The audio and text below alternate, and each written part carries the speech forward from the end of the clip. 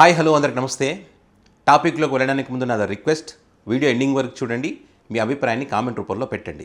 Topic ఏంటంటే పెద్ద ఎత్తున చర్చ జరుగుతుంది. ఇప్పుడు నాగబాబు గారికి మంత్రి పదవి వద్దని చెప్పి స్వయంగా తమ్ముడు పవన్ కళ్యాణ్ చెప్పారని చెప్పి కూటమిలో ఒక ఊహించని ట్విస్ట్ అని చెప్పి దానికి సంబంధించిన చర్చ మనం చూస్తూ ఉన్నాం.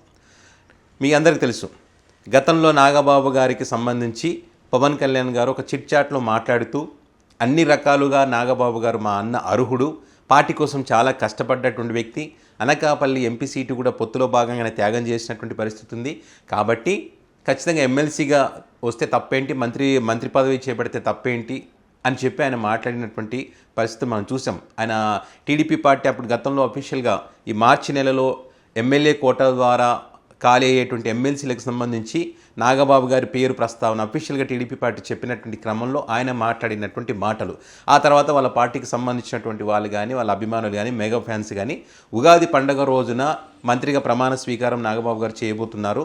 ఇక తమ్ముడు అన్న ఇద్దరు కలిస్తే రాష్ట్రం అభివృద్ధి పథంలో ముందుకు సాగుతుంది, మంత్రిగా ఎలాంటి డెవలప్మెంట్ చేస్తారనేటువంటిది రానున్న రోజులు మీరు చూస్తారని చెప్పి చాలామంది చెప్పడం జరిగింది. సో ఉగాది పండుగ రోజున మంత్రి పదవిగా ప్రమాణం చేస్తారు అనే దానికి సంబంధించి కూడా పెద్ద ఎత్తున ట్రోల్స్ కూడా చేశారు. ఉగాది పండుగ అంటే మాకు ఏదో గుర్తొస్తుందని చెప్పి కూడా మన ఆ మధ్యకాలంలో దానికి సంబంధించిన ట్రోల్స్ కూడా మనం చూసాం.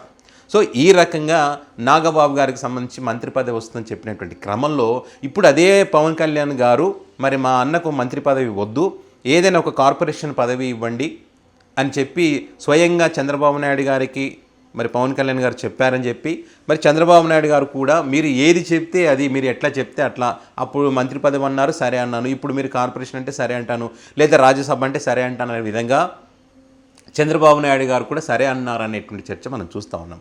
ఎందుకని మార్చాల్సి వచ్చింది, ఎందుకని మరి నాగబాబు గారికి మరి మంత్రి పదవి వద్దనుకున్నారు అని అంటే వాళ్ళు జనసేన పార్టీకి సంబంధించి రకరకాల కారణాలు చెప్తా ఉన్నారు.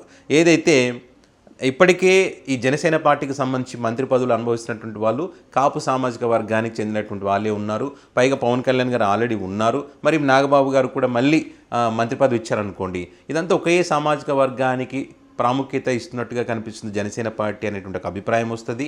అదే కాకుండా జనసేన పార్టీని నమ్ముకొని పార్టీలో చేరినటువంటి కొంతమంది ఉన్నారు, వైసీపీ పార్టీ నుంచి వచ్చినటువంటి వాళ్ళకు కూడా గతంలో పవన్ కళ్యాణ్ గారు ప్రామిస్ చేసి ఉన్నారు, మీకు ఏదో రకంగా మిమ్మల్ని ఆదుకుంటాను, ఒక కీలకమైనటువంటి బాధ్యతలు ఇస్తానని చెప్పి మరి వైసీపీ పార్టీని అక్కడ భూస్థాపితం చేయాలనే ఉద్దేశంతో బలమైనటువంటి లీడర్లను పార్టీలోకి తీసుకున్నటువంటి క్రమంలో మరి వాళ్ళకు న్యాయం చేయాలనే ఉద్దేశంతో ఏదైతే ఇప్పుడు బాలినేని శ్రీనివాసరెడ్డి ఉన్నాడు, ఉదయ్ భాను ఉన్నారు, ఇట్లా వీళ్ళందరికీ ఎవరికొవరు కూడా మంత్రి పదవులు ఇవ్వాలనేటువంటి, లేదా ఎమ్మెల్సీకి ఇవ్వాలని చెప్పి, లేదా ఇంకేదైనా పదవులు ఇవ్వాలి కాబట్టి వాళ్లకు న్యాయం చేయాలనే విధంగా పవన్ కళ్యాణ్ గారు ఆలోచిస్తున్నారని చెప్పి, మనం గతంలో ఏదైతే కుటుంబ పాలన లేదని చెప్పామో ఇప్పుడు ఈయన తీసుకుంటే కనుక ఖచ్చితంగా కుటుంబ పాలన అనేటువంటి ఒక అభిప్రాయం జనరల్ ప్రజల్లోకి వస్తుంది, కాబట్టి అలాంటి అభిప్రాయాలు రాకుండా ఉండాలి.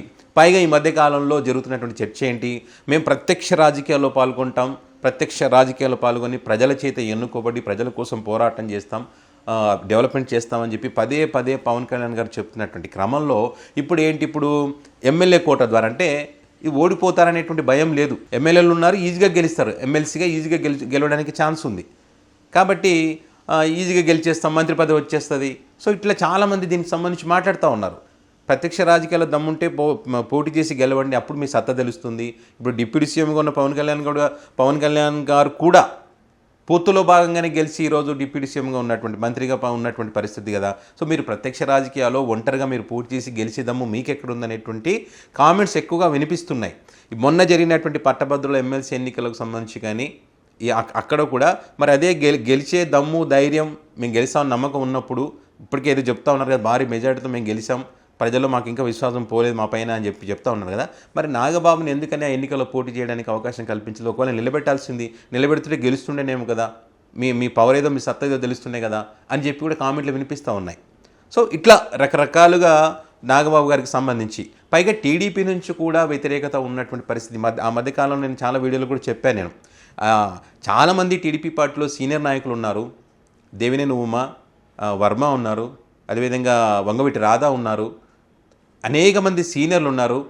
ఆ సీనియర్లకు గతంలో వాళ్ళు కూడా సీట్లు త్యాగం చేసినటువంటి పరిస్థితిని పొత్తులో భాగంగా, సో వాళ్ళకు ఏదో రకంగా న్యాయం చేస్తారని చెప్పి చంద్రబాబు నాయుడు గారు చెప్పినటువంటి క్రమంలో మరి ఇప్పుడు నాగబాబు గారికి ఎమ్మెల్సీ ఇచ్చి మంత్రి పదవి ఇచ్చి మరి మిగతా వాళ్ళకి అన్యాయం చేస్తే ఎట్లా అని చెప్పి టీడీపీ పార్టీ నుంచే వ్యతిరేకత వస్తూ ఉంది.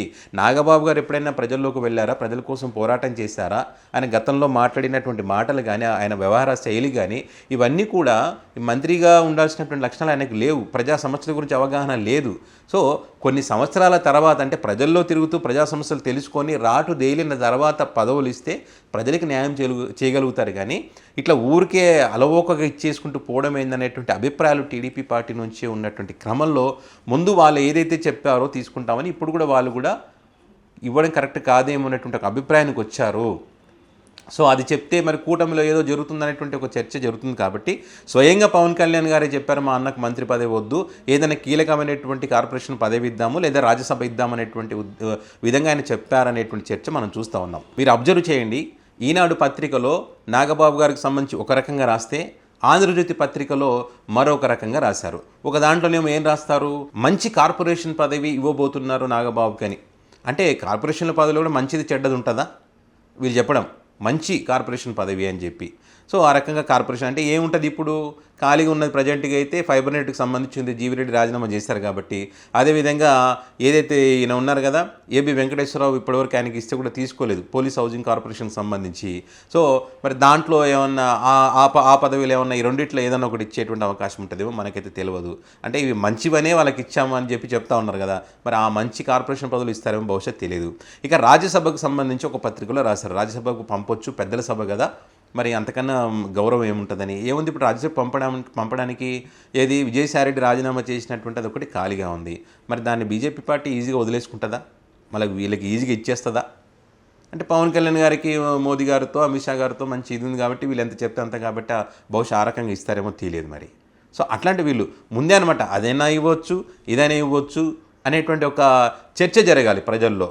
అంటే ఇక్కడ మంత్రి పదవి వద్దన్నారు, ఎందుకు క్యాన్సిల్ చేసుకున్నారు, వీళ్ళే చెప్పి వీళ్ళే వదులుకోవడానికి కారణం ఏంటి, ఏమన్నా కూటమిలో ఏమన్నా గొడవలు మొదలైనాయా అనేటువంటి ఒక చర్చ జరిగితే కనుక సమస్యలు వస్తాయి. ఇప్పటికే కూటమిలో ఆ మధ్యకాలంలో డిప్యూటీ సీఎంకి సంబంధించి లోకేష్కి ఇస్తున్నారనే ఒక చర్చ జరిగింది కదా, అప్పుడు పెద్ద ఎత్తున ఒక నెల పైగానే దీనికి సంబంధించి పెద్ద ఎత్తున చర్చ జరిగింది. వాళ్ళే పవన్ కళ్యాణ్ చంద్రబాబు నాయుడు చివరికి వాళ్ళు చెప్పేటువంటి పరిస్థితికి వచ్చింది, ఇక్కడితో ఫుల్ స్టాప్ పెట్టండి నష్టం జరుగుతుంది అని చెప్పి. సో ఆ రకంగా ఇప్పుడు కూడా ఏమైనా జరుగుతుందని ముందే గ్రహించి పవన్ కళ్యాణ్ గారే వద్దన్నారనేటువంటిది ఏమైనా చెప్పారనేటువంటి కూడా ఉంది.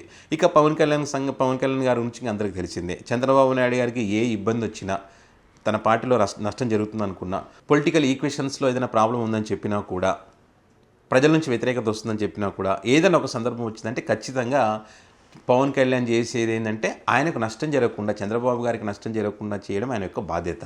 సో మీరు ఇప్పుడు కూడా చూస్తారు కదా, జనసేన పార్టీకి సంబంధించిన నాయకులందరూ మా అన్న ముఖ్యమంత్రి కావాలి, మా అన్న ముఖ్యమంత్రి కావాలి, మా దేవుడు ముఖ్యమంత్రి కావాలని చెప్పి వీళ్ళంతా ఆశపడతా ఉంటే ఇంకా 15 సంవత్సరాలు చంద్రబాబు నాయుడు గారు ముఖ్యమంత్రిగా ఉంటారు, పొత్తులో ఉంటాం, ఏ ఇబ్బంది లేదని చెప్పి స్వయంగా పవన్ కళ్యాణ్ గారు చెప్పినటువంటి మాటలు కూడా మనం కూడా గుర్తుపెట్టుకోవాల్సిన అవసరం ఉంటుంది. తాను ముఖ్యమంత్రి కావాలని ఎవరైతే కోరుకుంటున్నారో వాళ్ళందరి కోరికను ఏమాత్రం నేను తీర్చను, మీరు ఆశలు వదులుకోండి అని చెప్పినటువంటి వ్యక్తి.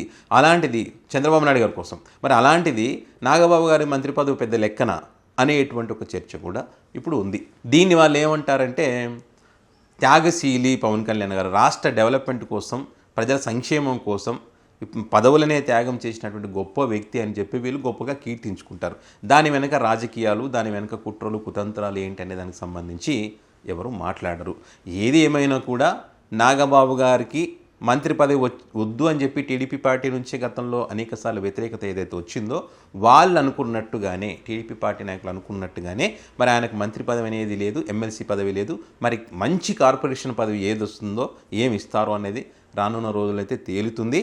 మొత్తానికైతే పవన్ కళ్యాణ్ గారే మా అన్నకు మంత్రి పదవి వద్దు అని చెప్పారనేటువంటి చర్చ మనం పెద్ద ఎత్తున చూస్తూ ఉన్నాం. సో దీనికి సంబంధించి ఏ కారణం చేత మంత్రి పదవి వద్దని చెప్పి ఉంటారు, మరి మంచి కార్పొరేషన్ అంటే ఏంటిది, అసలు ఏ కార్పొరేషన్ పదవి వచ్చే అవకాశం ఉందని మీరు భావిస్తున్నారని దానికి సంబంధించి మీ అభిప్రాయాన్ని కామెంట్ రూపంలో పెట్టండి.